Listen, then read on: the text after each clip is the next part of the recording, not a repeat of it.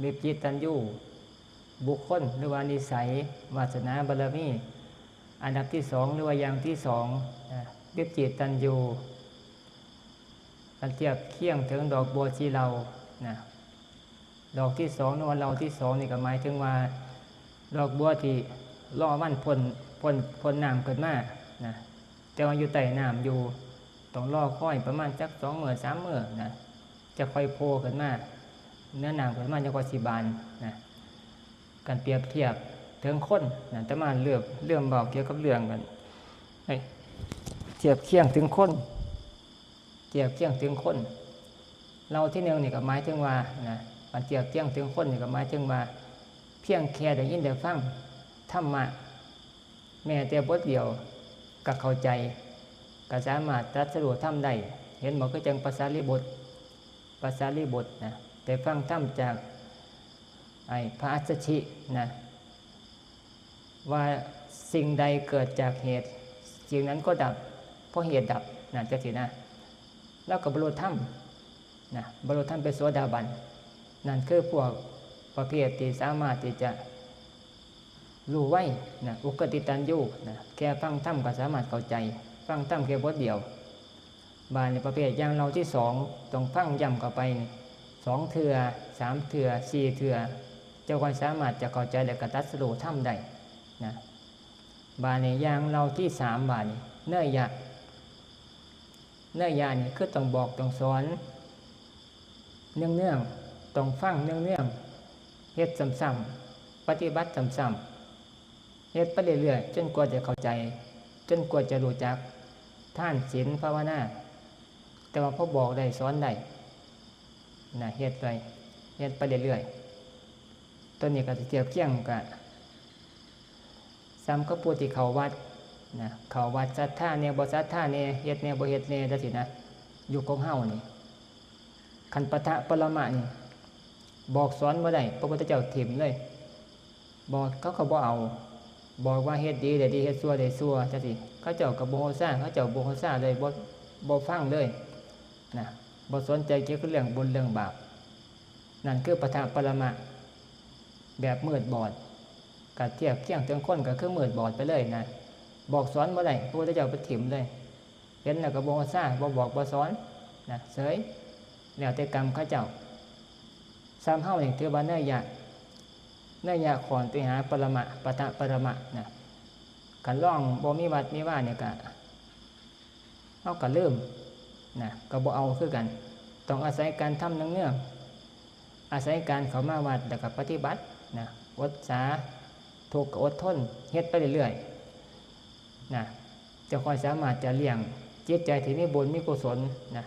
ไปได้เรื่อยๆแม่นสิบ่บรรลุธรรมในศาสตร์นี่แต่ว่าก็สามารถให้ท่านแล้วก็รักษาศีลได้บ้างบ่ได้บ้างก็พอได้ไปสวรรค์ได้ดีอย่างคือหมู่ตะเฮาเนื่อยะบุคคลประเภทที่3จะว่าเฮาเวลาคันนี้ผู้เข้ามาเนี่ยเว้าถึงผู้ออกซ่อนนั่นล่ะก็คือเนื่อยะไปหาขอนไปหาปะทะปรมะกันเฮาบ่ดึงเอาบ่ดึงเนื่องมันก็สิไปอยู่กับปะทะปรมะเข้าใจอยู่ไม่แอมขอนไปหาปะทะปรมะคือกันเฮาบ่ดึงนะก็สิตกไปสู่ปะทะปรมะนั่นนะคือบ่ได้อีหยังเลยนะบ่ได้ฮู้จักบุญจักบาปอาศัยเขามาเนี่ยบอกเขามาเนี่ยบ้านเฮาก็อนุเคราะห์สงเคราะห์ผู้นั้นผู้นี้นะ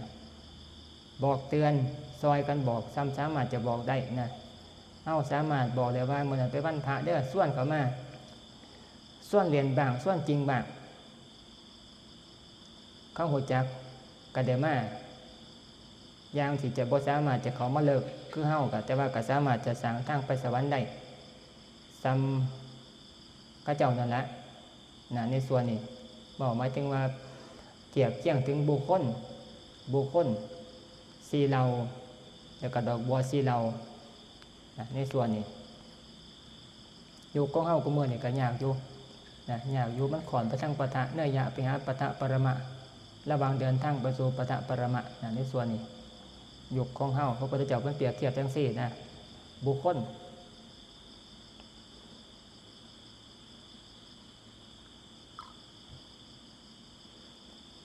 ชิ้นก่อนนี่ถามว่านางเปลี่ยนท่าจักเทื่อนางสมาธิป้านางสมาธิแล้วเว้าเนี่ย40-50นาทีค่อยเปลี่ยนท่าโอ้เขามาใหม่ๆคือเก่งแท้แต่มาเกิดว่าอยู่เกิดว่านางบ่เปลี่ยนท่าบาดนี้ขอหนังสือไปพร้อมขอหนังสือทำวัดไปพร้อมจะเอาไปลองตรวจลองทวนลองอ่านนะเกิดว่าเสียนี่มาแท้เอาจริงแท้เกิดว่านะแต่มาจากแต่กิจมนต์เกิดว่าโอ้เฒ่าอ่อนป่อนแล้วก็สิเก่งแท้ปิดไฟพอคือพากันเฮ็ดคักแท้เกิดว่านะชั่วโมงกลัวสามารถนั่งได้นะมาฮอดเวลา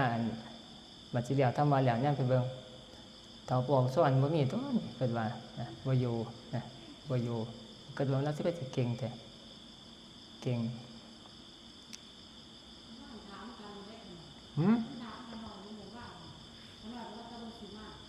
อ๋อแล้วบ่ฮู้จัก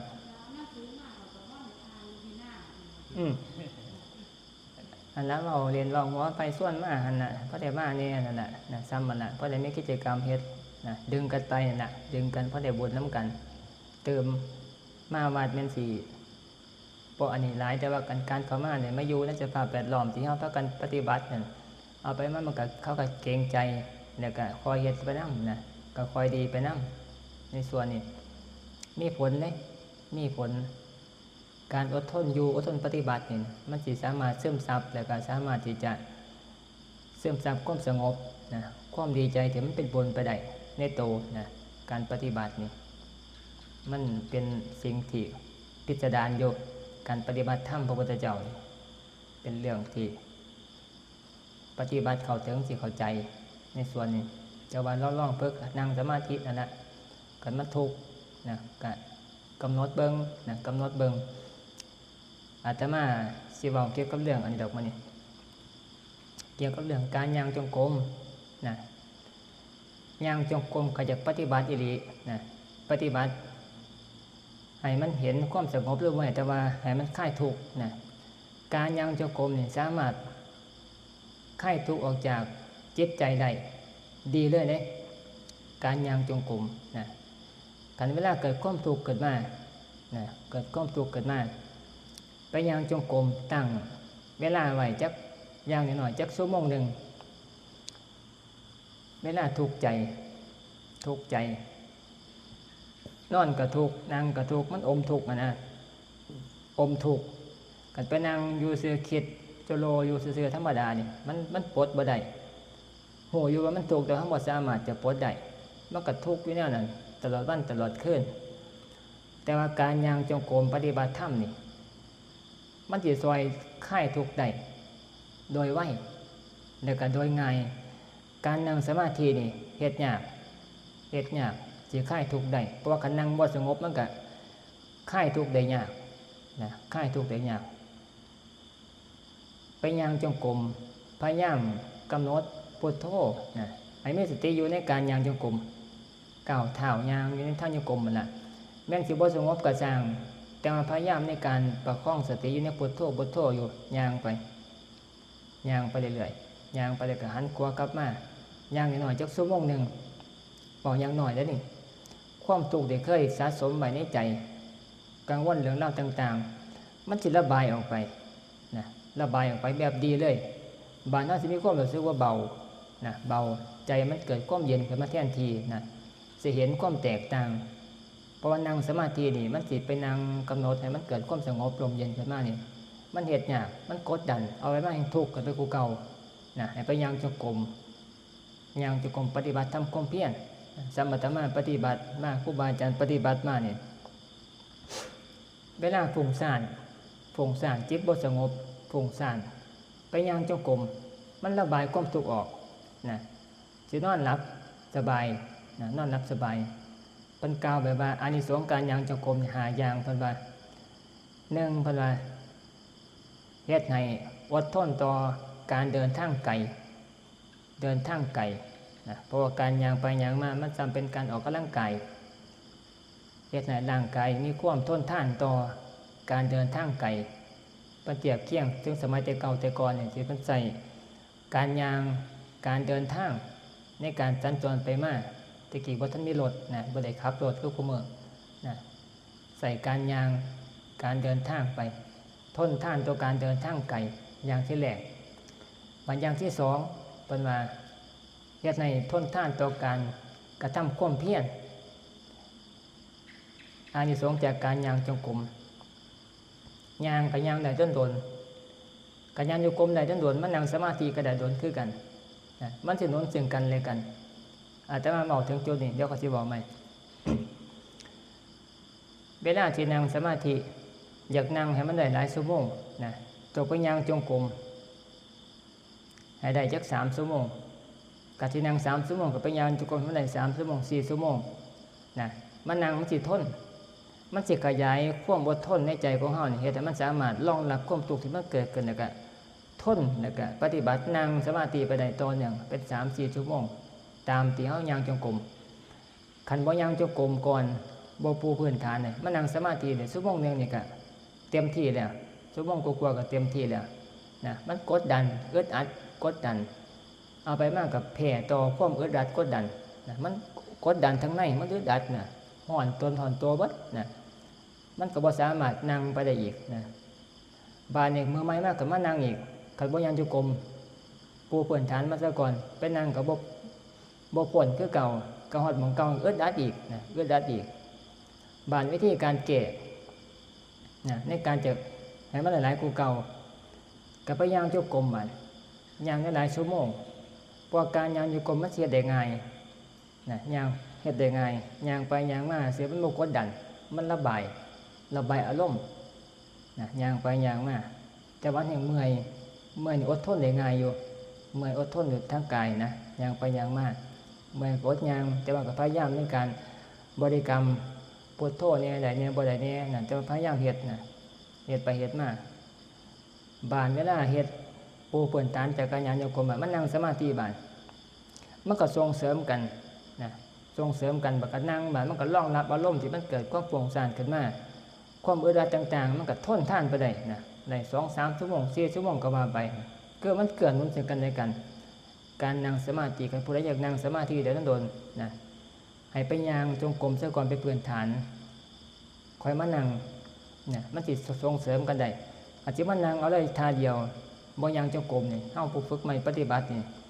ไปบ่ได้ไปฮอดบ่อึดอัดขึ้นมาอึดอัดแล้วก็ฮ้อนกระวนกระวายมันก็ออกจากการนั่งสมาธินะแม่ร้องปัญหาคือมันมีหม้องใดเวลานั่งแล้วโดนมันก็สิมีอันเกิดแต่มาเว้าบ่อึดอัดบ่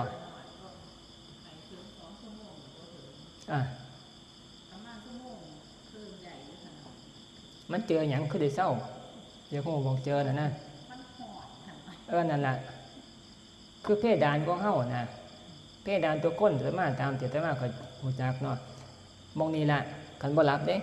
ตัวหลับบ่ได้เว้าหมายถึงว่าตัวที่มันได้มีสติอยู่นั่นน่ะที่ไปเจอทางตันมองนี่ล่ะนั่งไปแล้วไปฮอดกำลังคืออันเฮามันมีเต็มที่อยู่หั่นนะไปฮอดแล้วเกิดความอึดอัดร้อนขึ้นมาเฮือนนี่ก็แตกมันร้อนนะอึดอัดขึ้นมาไปมาก็ได้เศร้านะก็เศร้าแล้วบานนี่ก็เย็นสบายบานนะโล่งปลอดโปร่งสบายไปนั่งมานาเมื่อใหม่คือเก่าก็เป็นหม้องเก่าคือเก่าอึดอัดร้อนก็วนก็วายนั่นล่ะคือมันเพดานของเฮานะกำลังมันขยายมันก็ได้ซ้ำนั่นแต่ว่าบางขยายเพิ่มเพดานความสามารถของเฮานี่ให้มันนั่งไปอีกคือไปย่างจงกรมให้มันได้หลายชั่วโมงมันนั่งมันสิขยายไปได้นะกันอยากปฏิบัติดีมากอยากนั่งได้โดนมันนั่งยุ่มก้นยุ่มด่างใส่เมื่อไม่มากก็นั่งก็คือเก่านะไปบ่ได้ไปบ่รอดสุดท้ายมันก็ท้อแท้ท้อถอยเฮาคือวาสนาหน่อยแท้บุญหน่อยแท้มันเกิดเป็นแนวนี้นะมาสุดท้ายมามันไปบ่ได้มันพาบ่ได้นะจะมาใครอยากเฮ็ดอยากปฏิบัติแบบก็จะมาว่านี่ไปย่างจงกรมนะความทุกข์นี่นึงก็คือที่เห็นก็คือความทุกข์มันคลายออกไปมันเบาออกแบบเห็นได้ชัดเลยนะภูมิสารต่างๆมันสิคลายไปซ้ำกับคนอยากศึก เนี่ยกันไม่พระเนาะพระอยากศึกนี่กันเสือครูบาอาจารย์ไปย่างจงกรมเพิ่นมา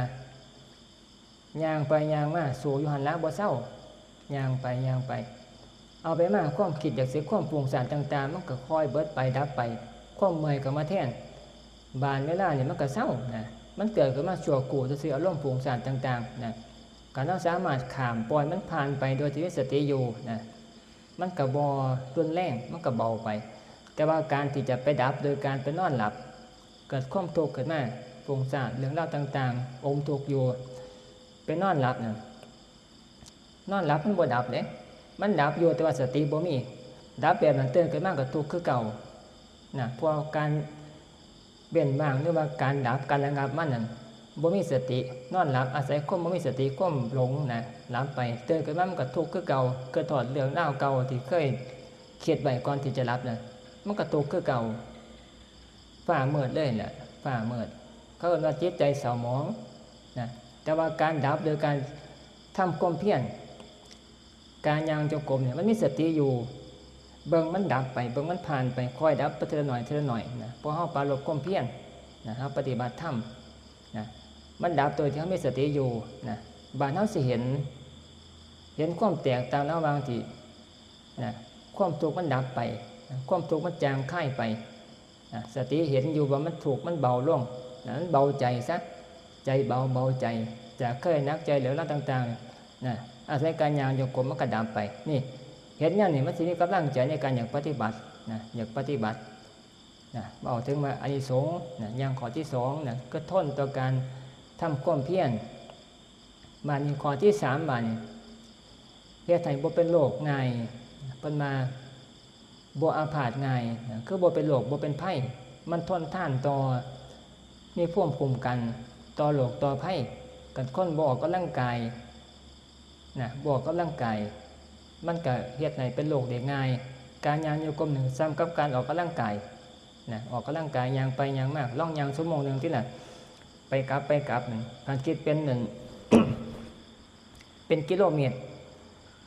หลายกิโลอยู่ได้ชั่วโมงนึงไปกลับย่างไปแล้วก็ย่างกลับแต่มาเคยคำนวณคร่าว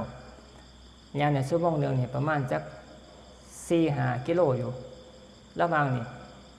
ก็ยกก็มาสิย่างไก่ย่างไว้ย่างสานะย่างไปแล้วก็ย่างกลับย่างจักชั่วโมงนึงนะประมาณ 4-5 กิโลอยู่ 4-5 กิโลนี่นะประมาณ4 กิโลนะประมาณ4 กิโลกันคนไหนย่าง4 กิโลนะมันเกิดร่างกายเนี่ยมันแข็งแรงขึ้นมานี่แหละคือว่ามันต้นต่อการเป็นอาพาธการป่วยนะผลดีของมันอย่างข้อที่3อย่างข้อที่4บาทเพิ่นว่าอาหารที่กินเข้าไปมันก็ย่อยได้ง่ายกินข้าวที่มันหนักท้องต่างๆเวลามันเอืดนะไปย่างจงกรมมันก็เห็นร่างกายมันปลอดโปร่งมันก็เบามันย่อยง่ายอาหารมันย่อยได้ง่ายนะอย่างที่4มาอย่างที่5บาทนี่สมาธิสตินะสติสมาธิที่ได้จากการย่างจงกรมนี่มันจิตตั้งอยู่ได้นานนะตั้งอยู่ได้นานกว่าการนั่งสมาธินะการนั่งสมาธินี่นะมันสงบอยู่มันก็เฮาปฏิบัติใหม่เบาเรื่องของการปฏิบัติใหม่นะสงบอยู่แต่ว่าเวลาเฮาเศร้านั่งลุกออกไปแบบมันก็หลงมันก็ลืมสติก็ลืมนะได้โดยง่ายเพราะมันบ่ต่อเนี่ยนะแต่ว่าการย่างจงกรมย่างไปย่างมานี่มันเป็นอิริยาบถที่เฮาใช้ชีวิตอยู่ประจำวันอยู่แล้วนะการย่างขย่างจงกรมสงบบาน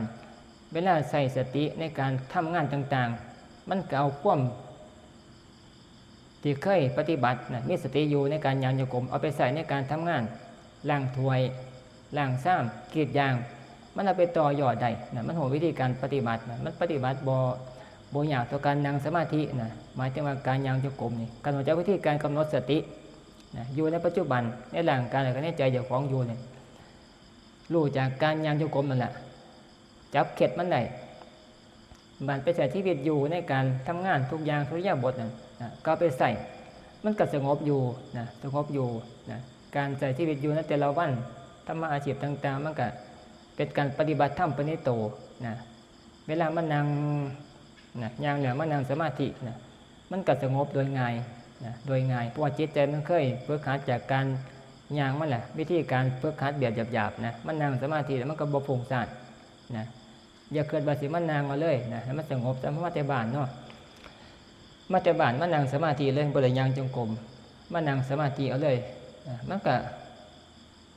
อุกอังทางเทฟุ้งซ่านจับจุดบ่ได้นะชั่วโมงนึงมันก็จับจุดบ่ได้นะจังว่าการปฏิบัตินี่ต้องได้ย่างจงกรมถ้ามาถึงจังซี่นะก็อยากปฏิบัติเพราะจับสติได้แน่นะในส่วนนี้จังว่าอย่าถิ่มกันย่างจงกรมแต่ว่าคันปฏิบัติเก่งแล้วรู้จักแล้วก็เป็นอีกเรื่องนึงคันนี้ไม่ต้องย่างจงกรมนะเห็นอาตมาบอกไปได้ย่างบ่ได้ย่างนี่อาตมากับปฏิบัติมาเฮ็ดมาหลายปีแล้วเด้เอาเป็นโยมมาปฏิบัติธรรมนี่มันขาดช่วง7มื้อมาเทื่อนึงนะเฮาสิมานั่งเอาเลยห้วยมันสิเก่งแท้นะมันบ่ปานนั้นนะต้องย่างจงกรมหาเวลาย่างจงกรมให้มันได้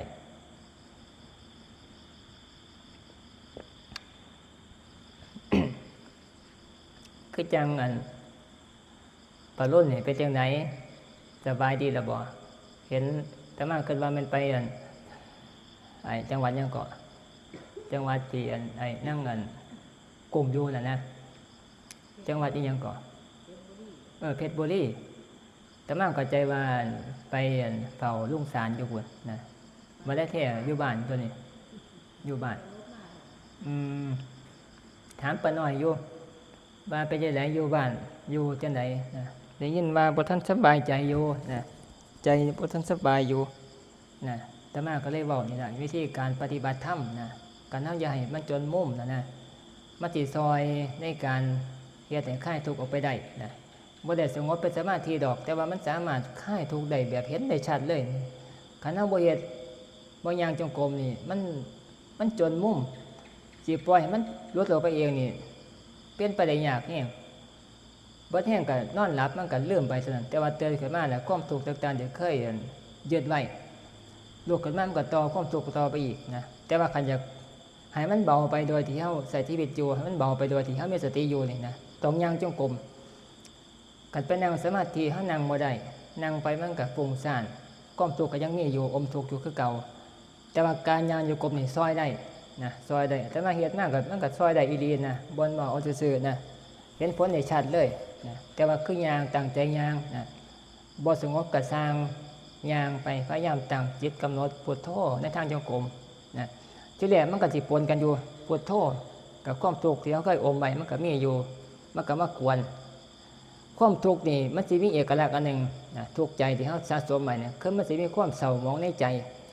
มันเนี่ยมึงโลกนี่โอ้ยบ่มีความหวังเอาซะเลยนี่คือความทุกข์ที่เฮาอมไว้สิเป็นแนวนี้ไปหามามองเบิ่งฟ้าท้องฟ้าเบิ่งคนต่างๆเนี่ยมันเศร้ามองไปเบิดนะพอใจเฮามันอมทุกข์ไว้นั่นล่ะคือลักษณะของความทุกข์นะชีวิตนี่บ่มีรสชาติบ่อยากยิ้มนั่นแหละนั่นน่ะคือความทุกข์เฮาอมไว้มันบ่มีความทุกข์แบบที่ว่าเจ็บขาเหยียบน้ำเด้เจ็บขาเหยียบน้ำเนี่ยเจ็บขาต่างๆเนี่ยมันทุกข์มันก็เศร้าขี้บาดมันเศร้ามันก็ใจก็ขึ้นมาแต่ว่าตัวความทุกข์ที่มันอมจากเรื่องราวต่างๆที่ปัญหาในชีวิตของเฮาเนี่ยนะที่เฮายึดเนี่ยนะมันบ่หายบ่เศร้านอนหลับตื่นขึ้นมันก็ต่อคือเก่านะเผลอๆอันนอนหลับก็ฝันหลายพร้อมฝันว่าสารพัดอย่างหายอยู่ในความฝันเนี่ยมันต่ออย่างกันไปเบิดนะตื่นขึ้นมาก็ต่ออีกความทุกข์นะอมใหม่บางคนอมใหม่หลายสุดท้ายเนี่ยก็เลยผูกข้อตายผู้ไหนพวกเขาเจ้าผูกข้อตายอย่างนั้นแหละนะที่เขาอมใหม่มันสิเศร้าหมองมันสิมีความทุกข์สะสมนะแต่ว่าขันจะแบกออกจากจิตใจเศร้าหมองนี่มีวิธีนี่แหละที่มันง่ายที่สุดนะแต่มาเข้าใจจังสี่นะเดี๋ยวแต่มาปฏิบัติมาการย่างจงกรมนะเอาจะไปนั่งอยู่ซื่อๆให้มันเศร้าบ่เศร้าเป็นนั่งกับซ้ำนั่งเมื่อซื่อนั่งเมื่อย่ำไหนกูก็ตกแท้เพื่อนคือบ่เป็นคือกูแต่สินะสิเป็นเนี่ยเป็นนั่งอยู่ซื่อกับอยู่ซ้ำมาละบ่พ้นจากทุกข์นะแต่ว่าการย่างจงกรมนี่ซอยได้แบบไว้แบบทันทีนะสิเห็นความแตกต่างมันสิเห็นในจิตที่มันเคลื่อนออกจากความเศร้าหมองนะเฮาอดทนย่างที่แรกอดทนอยู่มันสิสู้อยู่ที่แรกสู้อยู่แต่ว่าพยายามในการบริกรรมพุทโธลงไปคิดทุก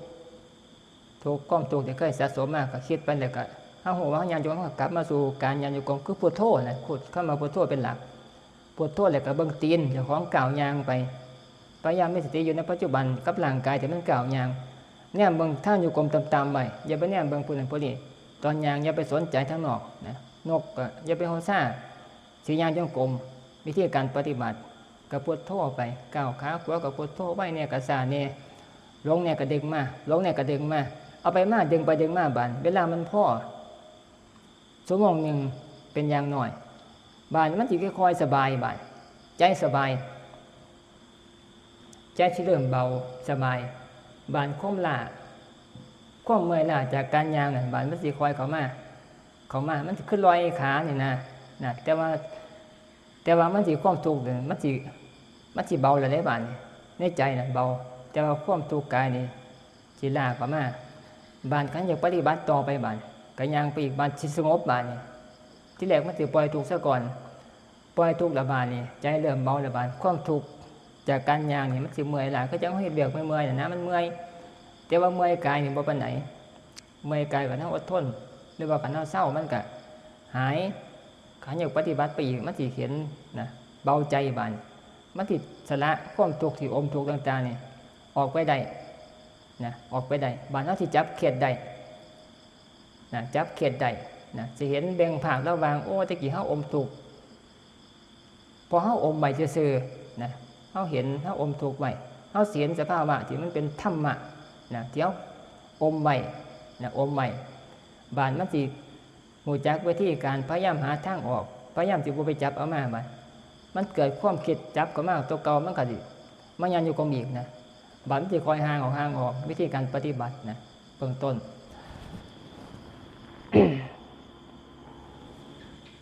แต่ว่าต้องสู้เนี่ยที่แรก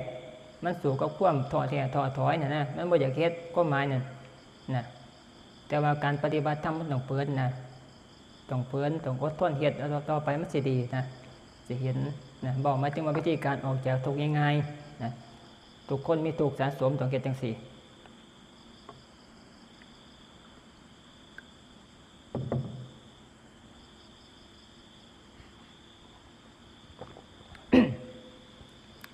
เห็นบอกผู้ใดฟังประวัติครูบาอาจารย์ลูกผู้ชาก็ดีหลวงปู่ทองรัตน์ก็ดีเพิ่นเฮ็ดแต่ทุกข์เพิ่นนี่คอยค่ายออกไปเนี่ยก็จากการย่างจงกรมเด้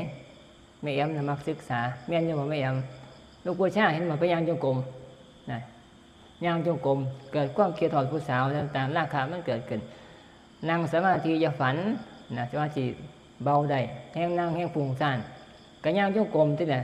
ย่างจนมันเศร้าพุ่นอย่าบอกชั่วโมงนึงนะเพิ่นย่างก็สิพ้นก็สิเฮ็ดให้มันระงับไปได้แต่ว่าการเฮ็ดได้สู้ได้ในขณะนั้นนะพยายามฝืนแล้วก็พยายามสู้ย่างจงกรมย่างจนพ้นไปได้มันก็ชนะแบบที่ว่ามันกำลังของกิเลสน่ะมันสิเบาลงแบบต่อเนื่องเลยนะคมไปได้เลยนะคมไปได้บ่แม่นว่าคมแบบนอนหลับเด้คมแบบสู้กันแบบที่มีสติญาณอยู่กรมทำความเพียรนี่คมมันนะมันก็ดับไปเพิ่นก็สามารถที่จะได้สงบระงับได้เพิ่นก็นะจะค่อยปฏิบัติผ่านพ้นได้หลวงปู่ทองรัตน์คือกันก็ย่างจงกรมสู้นะวิธีการพ้นทุกข์นะแต่ว่าคนที่เขาเจ้าเฮาเฮ็ดบ่ได้เพราะว่าเฮาไปผ่านด่านความท้อแท้ความขี้คร้านความบ่อยากเฮ็ดบ่ได้ตัวนี้แหละหูอยู่เพิ่นเว้าหูอยู่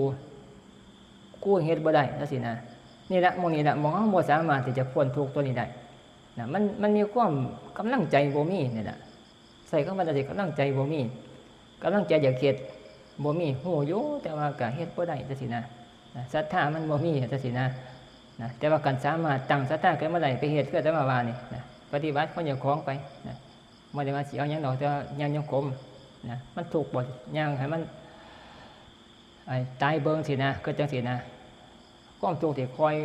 หายออกไปเลยแบบเขาเห็นเลยน่ะเห็นอยู่ในใจเลยแหละนะมันเบามันบกไปมันเบิดไปนะบานจิตใจที่มีความสว่างขึ้นมาจิตใจที่ผ่องใสขึ้นมามันสิกู้สติขึ้นมากู้จิตที่เคยปกติกลับคืนมานะต่อไปเขาสิบ่ทุกข์เขาเสียนด้วยธรรมดาของเงิน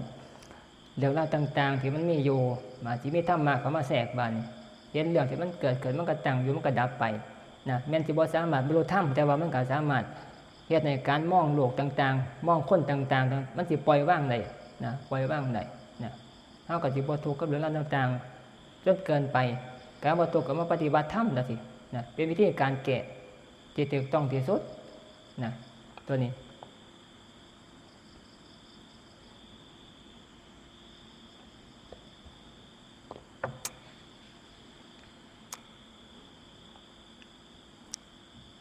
ย่างอยู่บ่พอวันนี้ย่างจงกรมอยู่บ่กันอยากฝึกสมาธิเนี่ยตรงย่างนี้กันการว่านั่งบ่ได้กับตรงย่างนี้มันสิส่งเสริมกันมันสิก้าวหน้าจากการย่างจงกรมนี่ละนะจากการย่างจงกรมนะกวดเตตากวดตาที่มันกับเมียนอยู่มันเป็นอิริยาบถ4แต่ว่าความจริงนะวิธีการปฏิบัติคือมันสิมีนะเบาหมายถึงว่าผู้ปฏิบัติใหม่เนี่ยว่าสิมี2ท่าที่เป็นหลักนั่งสมาธิกับย่างจงกรมเนี่ยเป็นวิธีการหาสติได้แบบเป็นกอบเป็นกรรมไอ้พวกทำในสิ่งอื่นเนี่ยมันก็เป็นการเปลี่ยนอิริยาบถให้เป็นอยู่นะอยู่ในแบบอยู่ในวิธีการปฏิบัติธรรมเสื่อๆแต่ว่ากันไม่ใช่ได้ผลผลิตสติจากการปฏิบัติธรรมมันอย่างบ่สู่การย่างจงกรมนะเฮาไปบ่งบางครั้งก็ไปยึดติดในส่วนที่มันได้น้อยจังซี่นะอาตมาบ่ได้ปฏิเสธว่ามันบ่ได้ไหนผู้ฝึกใหม่นี่มันต้องอยู่2ท่านี่ที่เป็นหม่องผลิตบุญได้ผลิตสติได้แบบหลายคือการนั่งสมาธิคือการย่างจงกรม2ท่านี่แหละนะมันสิสามารถตั้งสติอยู่ในกรรมฐานกำหนดได้นะโดยง่ายเพราะว่ามันบ่มีการไปใส่ความคิดออกไปเรื่องราวต่างๆมันสิมุ่งเฉพาะอยู่จุดที่เฮากำหนดอยู่กำหนดพุทโธบ่ตอนนั่งก็กำหนดพุทโธนะมันก็มาร่วมสติอยู่ในพุทโธนะมันก็ง่ายนะมันบ่ได้ไปเบิ่งหันเบิ่งนี่นะมันมาอยู่ในพุทโธหลับตาแห่งดีบัดนะมันก็ง่ายโอกาสจะมันเกิดมันง่ายแล้วการย่างจงกรมบาดนี่มันก็มองเฉพาะในทางจงกรมก็พยายามพุทโธนะมันก็บ่ได้ไปเนี่ยเบิ่งบ่ได้ไปคุยกับผู้นั้นบ่ได้ไปเอิ้นห้องเอ้ยกินกาแฟแล้วบ่สินะเป็นจังได๋อาบน้ำแล้วบ่นะมันก็เข้าใจว่าการย่างจงกรมคือต้องทิ่มพวกผู้นั้นออกไปมันสิมองเฉพาะในทางจงกรมแล้วก็ย่างพยายามคิดพุทโธแล้วก็บางครั้งคิดพุทโธมันบ่อยู่กับมาเบิ่งตีนการย่างไปที่แรกก็คือจังบ่มีหยังดอกคือจังเฮ็ดเล่นๆแต่ว่าบัดเวลาสติมันคล้องอยู่ในใจเจ้าของในกายเจ้าของเบิ่งเอาไปมามันสิสะท้อนอยู่ในนี่นะอยู่ในมองไกลๆกายไกลๆจิตนี่เอาไปมันสิชัดขึ้นมาก็พุทโธเอาไปมาแบบสบายใจนะสงบสบายใจแบบเป็นเห็นเลยการย่างจงกรมนะแต่ว่าการกดตาดบานนะเฮาดีอยู่ไหนเป็นบุญบ่ได้ปฏิเสธแต่ว่าหมายถึงว่าคันไปมุ่งเน้นจนนั้นจนเกินไปถิ่มการย่างจงกรมนี่ก็คือเฮาก็บ่ได้หลายนะบ่ได้หลายการกวดจังซี่ปั๊บกวดไปสติเฮาบ่ดีปานนั้น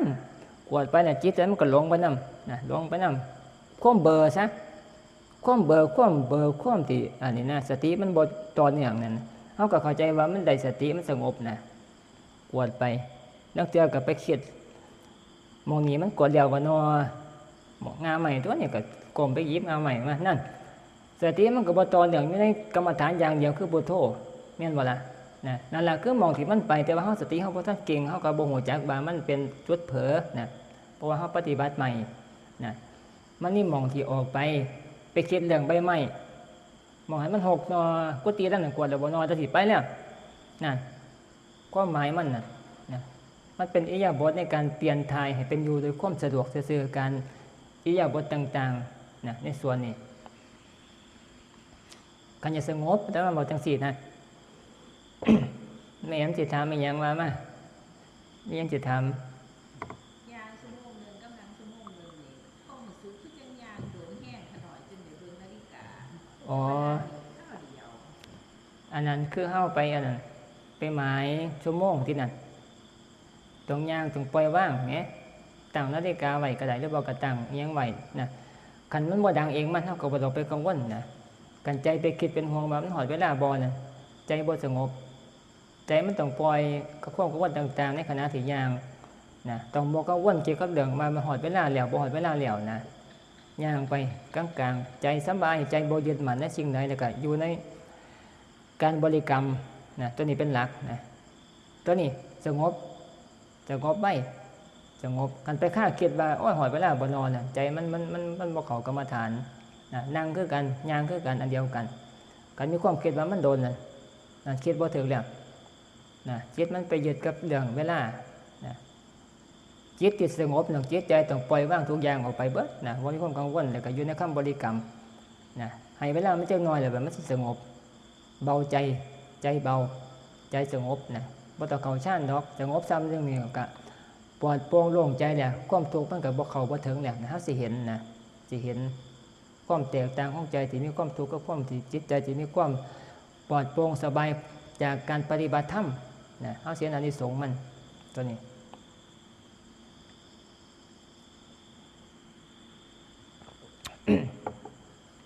เทื่อสิเห็นเทื่อสิเฮ็ดเทื่อสิเข้าใจสภาวะตัวนี้เขาก็เฮ็ดเปลี่ยนหาคนไหนคันอยากเห็นอยากเข้าใจเนี่ยมันต้องอดนอนพรอาหารใส่คือผ้าคนนี้แต่ว่ามันเบาโยมมันก็เบาบ่ได้เนาะเฮ็ดเทื่อสิเข้าใจเทื่อสิเห็นการเห็นนี่แหละเป็นจุดสำคัญคันเฮาเฮ็ดบ่เห็นเฮาก็บ่ทันเชื่อนะบ่ทันเข้าใจเขตวิธีมันแต่มาก็เฮ็ดอดนอนใส่เบิดมือเบิดคืนพุ่นน่ะเฮ็ดหาเฮ็ดเปลี่ยนเบิ่งเฮ็ดเบิ่งนะเฮ็ดเบิ่งเฮ็ดเบิ่งเฮ็ดมุมมองจำไปมองศาลาจากมุมนั้นก็มาโอ้ศาลามันเป็นทรงนี่ตัวตะบุดไปมองจากตะบุดแน่หาเฮ็ดหาน่ะนะมองหันแน่เข้ามาศาลาโอ้ตะบุดเป็นมุมอีกจังนึงถ้าเป็นมุมจังนึงไปมองทางฝ่าลงมาอีกจังนึงนะวิธีการมองในเมื่อเห็นชัดแล้วบัดมันก็เข้าใจวิธีการที่จะเข้ามาจังซี่นะก็ถ้าไปมองด้านเดียวมันเห็นด้านเดียวนะมันก็บ่เข้าใจมันก็ปล่อยว่างแล้วก็บ่เข้าใจวิธีการปฏิบัตินะแต่ว่าการอดนอนนะยาวนะโดน2 ชั่วโมง 3 ชั่วโมงนะมันก็บ่ได้อย่างนั้นที่แรกได้อดทนแต่ว่ามันเข้าใจนะเข้าใจสภาวะจิตใจที่มันเกิดขึ้นเขาเจ้าของแล้วว่ามันสิมีความปล่อยว่างคำว่าปล่อยว่างนั่นก็บ่ได้หลายดอกปล่อยความยืดนะน้อยเดียวเฮาทำความเพียรมันก็สบายใจนะเพียรน้อยเดียวปล่อยน้อยเดียวบานเฮ็ดความเพียรเนี่ยมันก็ง่ายการทำบ่ยึดมั่นถือมั่นเกี่ยวกับเรื่องเวลาเกี่ยวกับเรื่องพวกนั้นพวกนี้นะเฮาอย่างสบายๆบ้านบ่ต้องอย่างชั่วโมงนึงก็สงบแล้วบาดนะคันรู้จักวิธีการเฮ็ดที่แรกต้องเฮ็ดหาตกทุกข์ซะก่อนทุกข์หลายๆนั่นนะทุกข์หลายๆสามารถสิเฮ็ดได้บ่ล่ะทุกข์หลายๆนะเฮาก็บ่กล้าเฮ็ดนะบ่กล้าเฮ็ด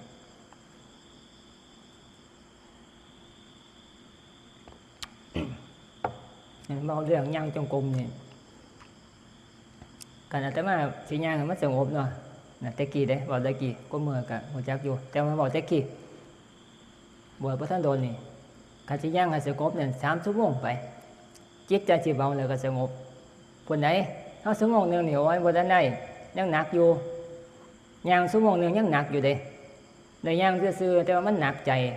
ใจบ่ทันสงบบ่ทันเบาอยู่แต่ว่าย่างไป3 ชั่วโมงก็บัดใจเริ่มเบาบาดนี้นะใจสิเบาโตก็เบาตัวมันเบาเพราะมันเมื่อย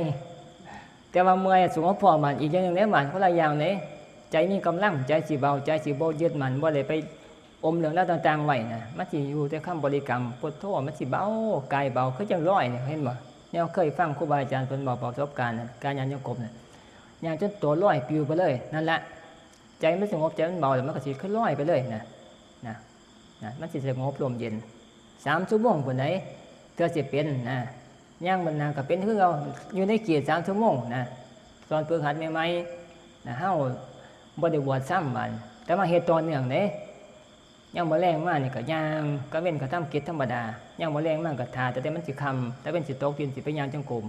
ก็ย่างผู้เดียวอยู่ในป่าใต้เทียนย่างนะ3 ชั่วโมงพูดจังว่าสิเปลี่ยนแต่ละเทื่อย่างไปจนงูมันออกมาจอบเบิ่งงูเขียวอยู่หัวท่านอยู่กลมมาโคดเอาหางมันโคดกบักเข่งมันก็เอาหนามาเดียใส่เฮาแต่ว่าย่างไปพอดีมันก็บ่ถึก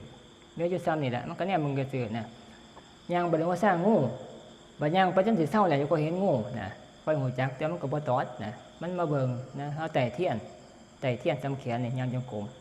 นะตัวนี้หมายถึงว่าปฏิบัติอยากเฮ็ดให้มันเกิดความสงบสิเห็นน่ะนะว่าหมายถึงสิเฮามันบ่ตอนเนี่ยถามมาแสดงว่าเมื่อยขาก็เลยต้องซื้อได้ว่ามันโดนตัวหนังขนาดชั่วโมงนึงที่จะลืมต่างนาฬิกาว่าก็ลืมเพราะว่าเคยลืมกดนะขนาดถามว่าต่างบ่เฮาตั้งนาฬิกาสิคอย มันจิตต่อเฮ็ดให้เฮาปล่อยว่างได้อยู่ไดตั้งนาฬิกาไว้เพราะเฮารู้จักว่าเวลาคันมันถึงเวลาปั๊บจังสิเช้าสิไปทำกิจสิไปอาบน้ำสิเสียงนาฬิกามันสิดังขึ้นเฮาบ่ต้องมาคอยกังวลมาเบิ่งมันเรื่อยๆคันกังวลเบิ่งเรื่อยๆนี่ตัวนี้เป็นกังวลแหละใจบ่สงบแหละการตั้งเวลาไว้ปั๊บให้มันดังขึ้นเองมันเฮาสิปล่อยว่างได้เฮาสิมาอยู่กับงานของเฮานะโดยทายเดียวมันก็สิสงบง่ายนะสงบง่ายวิธีการปฏิบัตินี้ก็ถือนะตั้งนาฬิกาไว้การว่าคันมันดังยังค่อยสิจะเช้าสินะตัวนี้ก็ได้นะกันมีแต่กันบ่ได้ตั้งนาฬิกาไว้นี่โอ้ยเมื่อยขาหอดเวลาแล้วบ่นอเที่ยแต่ไปจอบเบิ่งนาฬิกานะมันก็บ่สงบนะมันผูกอยู่กับนาฬิกากับเวลานะอุบายมันวิธีการถ้ามันนั่งสมาธิคือกันตั้งนาฬิกาไว้จะค่อยบ่กังวลตั้งมันดังเองนะเฮารู้จักว่าเวลามันได้มันดังเฮาก็เศร้ากันเฮาบ่ได้ตั้งข้าวเกี่ยวแต่เมื่อนตาแมบเบิ่งนาฬิกาก็นั่นหอดแท้จังซี่นะมันก็นั่งทิ่มซื่อๆนะนั่งบ่ได้อิหยังมันผูกอยู่กับเวลานะใจมันกังวลนะกังวลตัวนี้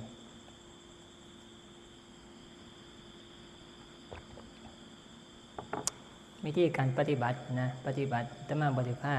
ย่างจงกรมนะเว้ามาบอกนี่นะบอกโยมผู้ใดเขาเจ้าทุกข์นั่นนะทุกข์ใจมันอมไว้นะบ่ปล่อยจักเทื่อให้มันย่างจงกรมปฏิบัติธรรมมันสิซอยได้หลายแฮงนะเฮ็ดได้เฮ็ดแล้วก็เห็นเลยนั่นน่ะแต่ว่าปัญหามันเกิดแต่มาบอกน่ะคือมันท้อแท้ท้อถอยมันบ่อยากเฮ็ดหยังนะปัญหาอยู่หม้องนี้แหละมันเลยบ่สามารถจะผ่านได้นะผ่านได้ปฏิบัติธรรมนี่นะอาตมาเอาละพอละ4 ทุ่มสิ4 ทุ่มละ